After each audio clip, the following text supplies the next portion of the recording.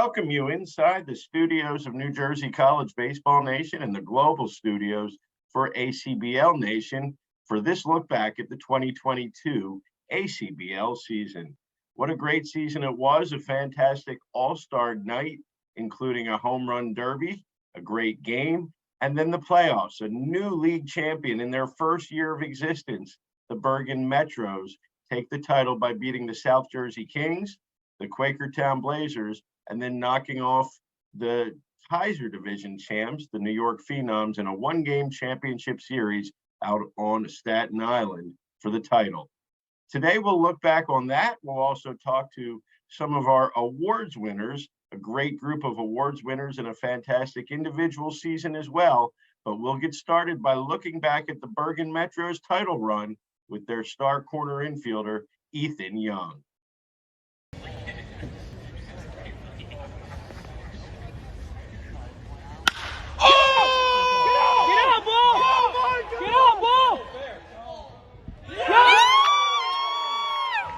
And we are here now with one of the stars of the Bergen Metros title run for 1 year, one championship for the B Mets, winning it all this year.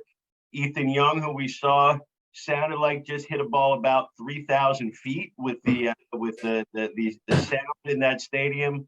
Also dropping down to one knee pretty much to hit that out. Tell us how that felt, that moment, because we saw the rather loud sound that made there, and we saw you slipping a little bit, but it really looked like you were just trying to hit the ball really far, and it went.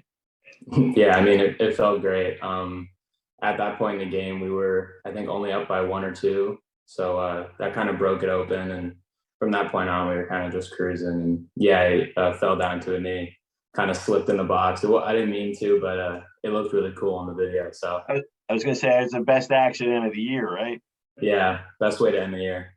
Yep. So one season, one championship for Bergen, and we wanted to make sure we got you on this year. You in particular got the power surge going. Obviously, big guy, certainly capable of it. 3 home runs in the playoffs, 1 in each round. Is that the way it's kind of been for you when you hit them? They come in bunches like that. Yeah. I mean, in the past, that's how it's been, but the whole season, we were kind of just waiting for it to come, and I guess it came at the right time. Came at the right time for you, and maybe the wrong time for one of us that's on here for sure. The rest of the league. Tell us about winning, the season for Bergen, right? You guys get off to a fantastic start, lead the league for the first probably third of the season. Everybody's hitting, everybody's playing well. The pitching's kind of there all year long. Bats go cold, kind of drop from first to third at the end of the playoffs. And then after losing game 1 in the playoffs, a great 1-0 game, a game took under 2 hours to play 9 innings. The bats come back alive, and you guys go, win the title in year 1. So what was the year like, and what did it mean? How fun was it to win the championship with that group? Yeah, I mean, it meant everything. I mean, we had a great group of guys this year, and it was just an absolute roller coaster of a year. I mean, we were up playing the best baseball that we could play in the beginning, and then dipped down a little bit, had a bit of a skid. And then the last week, I think we found out that we slipped out of second place and fell into the wild card, and we had to play through 3 rounds to make it to the championship game. And the whole time, I mean, I don't think there was ever a doubt in our dugout that we had the talent and the ability to do it, especially with the guys that we had and the arms and the bats that we had in the lineup. I mean, I don't think we ever doubted ourselves, but I know we were definitely kind of underdogs having to go through the Kings and the Blazers to get there. So yeah, it was definitely a very special run. Other than obviously winning the championship and doing it at Staten Island, and that's something you'll remember, and we had some pictures there, and like I said, hitting a home run. What were a couple of other favorite moments from the season? I mean, there's so many. I mean, the walk-off against the Kings early in the year. We had when we found out that I think it was 6 of our guys were all-stars, and that was the most in the league. That was awesome. I was just happy for them, proud of them. They worked really hard for that. And then I think probably one of the good memories that drove us to play really well in the playoffs was dropping game one to you guys at your place. It was a really close game, a really good game.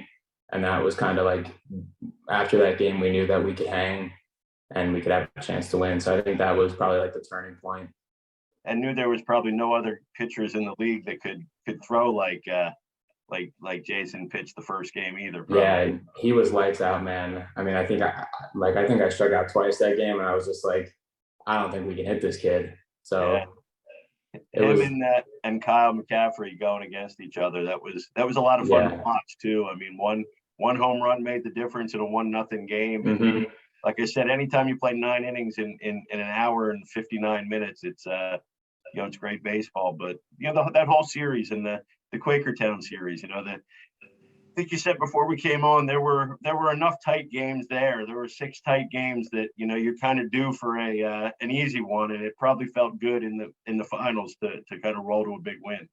Yeah, it definitely did. I mean, that series with Quakertown was a dogfight, and we just fought inning in, inning out to score runs and win those games. And to get there and kind of roll through the championship game it was kind of a relaxing feeling to know that we accomplished what we set out to do. Yep. Now we're on to the fall season. CCM for you, year 2, sophomore year. What are your goals for this year? Because obviously graduate Seton Hall prep. Ready certainly have shown the power to hit and ability to play both corner and infield positions. Do a little bit of pitching when the situation comes up. But what are your goals for this year? It's a big season, obviously, as you're looking to find a home. Mm-hmm. Yeah, I mean, but before any of that, I'm trying to win a championship, and I think we have. I've talked to some of the guys on our team this year, and I think we have a pretty good group. And I know we got to go through Mercer, but again, I think we have the guys on that team that I think we have a good chance to get it done. And that's kind of the main goal. All the other personal stuff will come with winning. So kind of just going to look and making a run at a NJCAA championship. Yeah, well, we certainly look forward to getting up to the hill and checking out Scout Day at the end of September. We know you'll be there, and a couple of other guys that we've seen through the year and through the summer with the ACBL, who we expect to see big things out of. Thank you for taking a few minutes with us, Ethan. I'd say thank you for destroying my teams all summer, but I don't really mean that, so I'm not going to say it. But congrats on a great championship run and for doing great things in the ACBL. Thank you.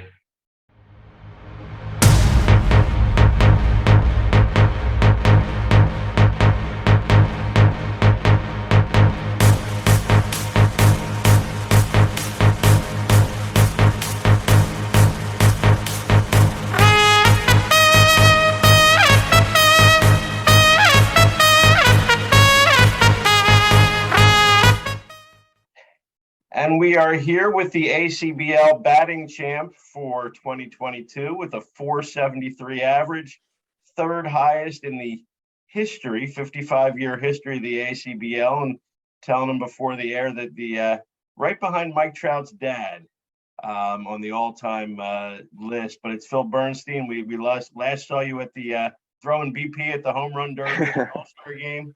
Congratulations on an awesome year. Thank you. Thanks for having me on. And yeah, I didn't know about Mike Trout's dad. That's cool company to the end. Yeah, that's right. So that means your kid is going to be an all-time MLB. Yeah. Yeah. Sounds good. It's going to wait about 25, 30 years for it. That's all. Tell us about the season, because you started out hot, finished up, pretty hot in between. The Phenoms had a great season to win the Kaiser Division. I don't know what you expected coming into the ACBL this year, but how did it go? Yeah, the season was awesome. I think that I sort of rolled right in after my season at Hamilton, so I didn't have too much of a break, which was really helpful, and just like my hitting and everything like that. So that was good, and the season was great. Yeah, I didn't really know what to expect. It was my first year in the ACBL.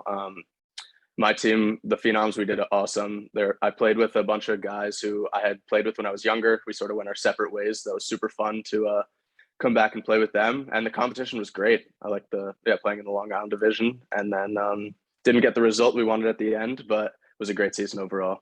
For sure. And now you've used this summer and a great couple of years at Hamilton. Still one more year left, but thanks to COVID, you've got a couple of extra years on the back end. And tell us about what you've got figured out for after 2023. Yeah, so I'm gonna finish my senior year here at Hamilton, and then I'm actually gonna play 2 years at the University of Richmond and get my master's there. And the summer was definitely huge for locking that up and making that a possibility. Yep. Now you were, you participated in both crossover events with the two divisions, the All-Star game, and the championship game. So you got to see some of the top guys from throughout the league. What does it mean to you to be the batting champ in a league with that many good players and good hitters? Oh, it means a ton. I know my side, the Long Island division, there were some great players, but then I didn't really know what to expect from the other side, and they were good. Obviously, they beat us in championship and the All-Star game also. So the fact that I was able to win the batting title for both sides is pretty special. Well, now we're hoping to see you back in 2023 and defend that title and maybe push it forward a little bit. Yeah, I don't know if I'll be able to improve on it, but hopefully. I mean, I'll go for it. Yeah, 473, that's tough, Yeah. 2 for 4 and your batting average goes up like 1 point, Yeah. What would you say to guys, that you might know in Long Island that you grew up with, whether they had a question of whether to come play in the league next year? Oh, I would definitely tell them to come play.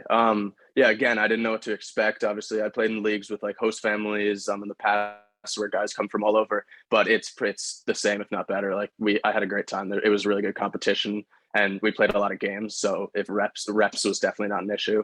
I think I had over 100, like 110 at bats, something like that. So definitely great opportunity for that. Absolutely. Phil Bernstein, our guest here on this portion, the league batting champ, 473. And like I said, congrats on a great season, and we look forward to seeing you next year, hopefully. Thank you. Sounds great.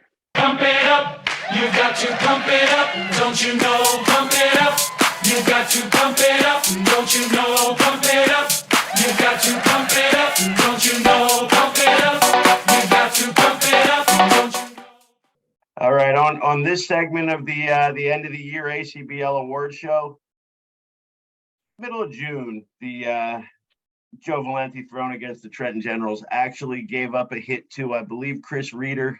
2 runs scored, 1 run was earned. And apparently that was enough for Joe for the summer, because over the final 40 innings, nothing at all, no earned runs, ridiculous 0.19 ERA, all-time ACBL ERA champion. Joe Valenti, some awards are hard to decide, some are pretty easy. And this one was pretty easy. Our pitcher of the year, Joe Valenti, Quakertown. Congrats on, I can't imagine, if you were 14 years old pitching in Little League, you could have much better stats than you did this year. So congrats on an insane summer, and tell us all the secrets of how to do that, because we all want to know. Well, thank you, but I still really don't know. I never had something like that happen playing baseball my entire life. I don't think I've been a part of a stretch like that or ever seen a stretch like that. So it's really ridiculous what happened. Yeah, and we were saying before we started, it was not the greatest school year for you at Misericordia. Probably put you in a mindset of, let's go out there and really prove something, I would guess.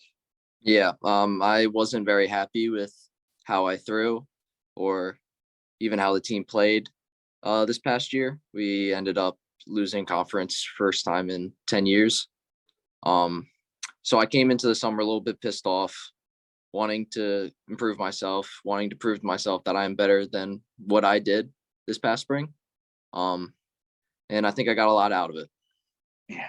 Yeah. I think I don't know if you proved to yourself, but you proved to everybody else in the league. I mean, that was Has that always been, your game? I mean, everybody tries to throw harder and harder and is overly worried about velo. And, you're out there and you're putting your 4 pitches wherever you want pretty much at any time.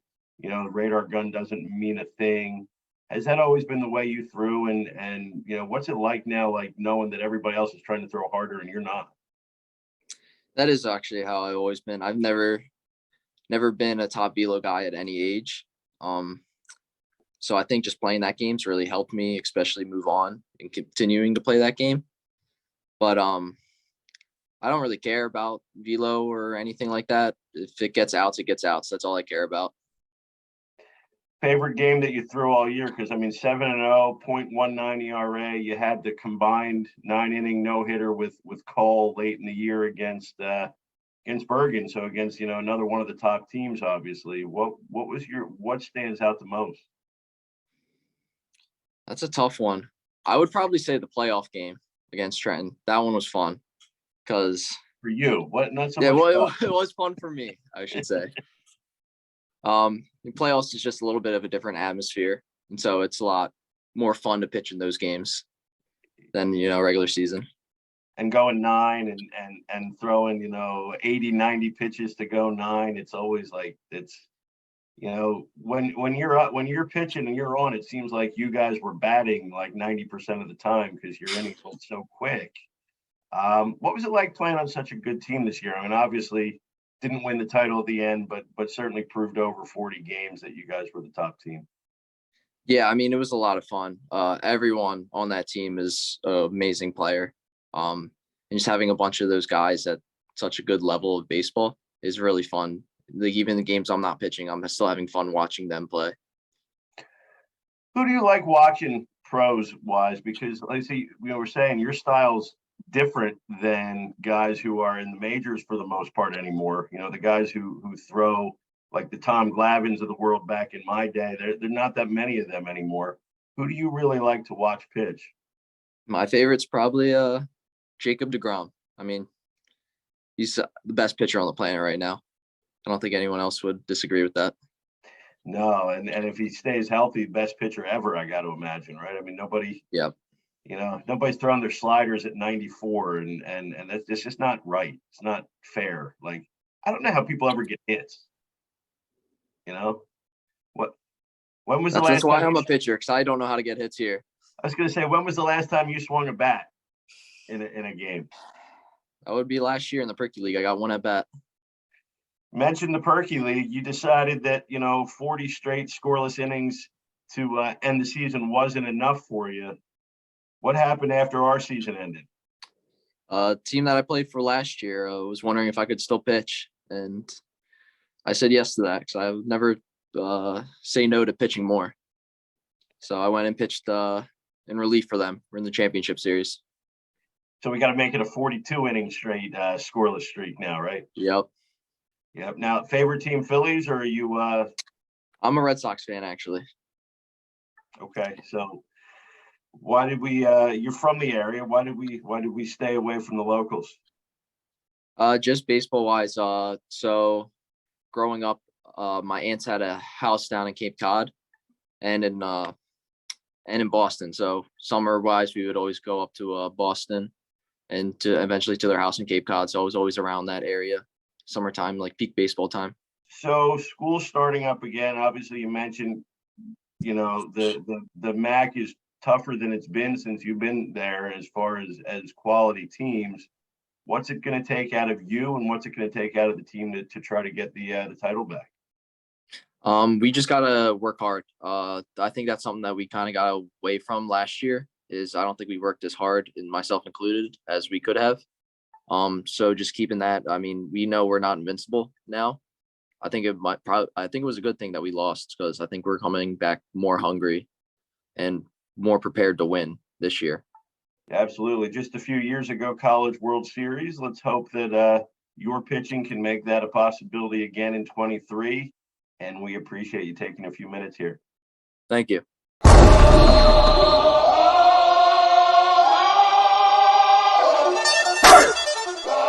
Here comes the Here comes the, y'all don't really want it like, yeah. Here comes the, no, here comes the. We are wrapping up the ACBL 2022 season, and we are here with the Quakertown legend, the man who kind of rewrote the offensive record book for Quakertown this year, Owen Petrich, University of Delaware, came in and he hit home runs early in games, hit them late in games, hit them in the middle of games, hit them in blowouts, hit them in walk-offs, 15 home runs, 9 more than anyone else in the league this year. Quakertown's all-time record, RBI record, some of the top totals in the 55-year history of the league, and a pretty darn good defensive player too. Might be the most impactful defensive player in the league. Oh, and I know that's kind of seems like a lot, but congratulations on an awesome season, and it had to feel pretty good to get out there and do your thing. It definitely did. Yeah. What was the you didn't play, you redshirted at Delaware your first season, so you kind of came into this year cold, right? I mean, not awful, no at bats in the spring, was certainly no rust. It took about like 30 seconds to get comfortable again. How did you manage to do that? And tell us how important that this summer was for you developmentally. Well, so like throughout the year, I was redshirting, but like I still practiced with the team, and I worked as hard as I could, just trying to kind of show that I belong there, and really just getting ready for the summer, because I knew that was my chance to actually show through stats and everything that I can do this. So basically just throughout the year, I just worked as hard as I could, trying to get ready for that ACBL season. Yeah, and one thing that stood out to me, I mean, obviously the stats were crazy, and watching you in the field was crazy, but to play in every game, I don't think anybody else in the entire league did that. Did that also come, sitting out the year and watching your teammates play and focusing on being a good teammate, did that make you appreciate a little bit more, every chance I get out there to play, I'm going to do that? It definitely did, because I mean, high school and throughout all my summer ball, I hadn't really sat much, so it kind of put things into perspective a little bit. And when I got back on the field, I made the most of my time out there. Absolutely. Tell us your favorite memory. I mean, you had a great team. Playoffs came up a little short in the game 3 of the Wolff Division Finals, but you can't. Baseball is not a single elimination or a double elimination sport. I mean, you showed throughout the whole year that Quakertown was the top team in the ACBL. What were your favorite memories of the season? I don't know if I could really pick one, but like just the whole team kind of rallied together at some points, and we just had a lot of fun together. I mean, it was just a bunch of guys who probably just got placed there by their college coaches, and we were a pretty tight group. So, I mean, it was a lot of fun just playing with the guys and seeing what we could do. Definitely. Now, you go back to Delaware shortly. Be back at Delaware for this season with one of your former high school teammates, Joey Lloyd, who you don't know was about this close to being on the Generals in 2020 until COVID wiped it out. But Joey, obviously a great player that you played with. Would it be fun to get on the field and play with him on a regular basis again?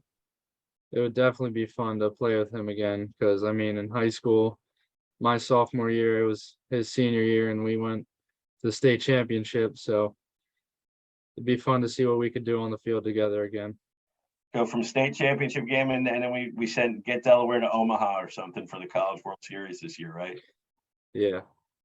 A lot of excitement at Delaware. New coach, Greg Mamula, some connections there as an assistant, but coming back up from Florida Atlantic to run the program. Is the feeling kind of a lot of excitement and anticipation for this year? Yeah, I think that everyone's excited for the coaching change, and just trying to see if, the new way is gonna help us get to the CAA championship, maybe. That's right. Now, one last thing, Triple Crown in the Wolff Division, right? I mean, obviously, I think Phil Bernstein was the hitter of the year, hit almost 500 in the Kaiser Division. But winning the Wolff Division Triple Crown, knowing some of the great players to play at Quakertown through the years, how does it feel to be considered one of the all-timers? I mean, it feels amazing because I've heard a bunch of stories about everyone that's come through Quakertown, and I've heard that Quakertown's been one of the better teams in the ACBL for a while now. And I mean, it's honestly just an honor to be able to play there this year. Yep, and the stadium is such a neat, field, right? I mean, it's just so much history there. I always thought it felt like I was in a movie every time I either played or coached there, like an old 1940s movie. I don't know if that's what you guys felt. I don't know if it felt like a movie, but it was definitely cool to play there with the wooden fences and everything. Yeah, the sound it made when the ball would hit the fence or whatever. Good luck this year. Certainly was a lot of fun getting to watch you play every day, and we can't wait to see you take that to Delaware. Yeah, thank you.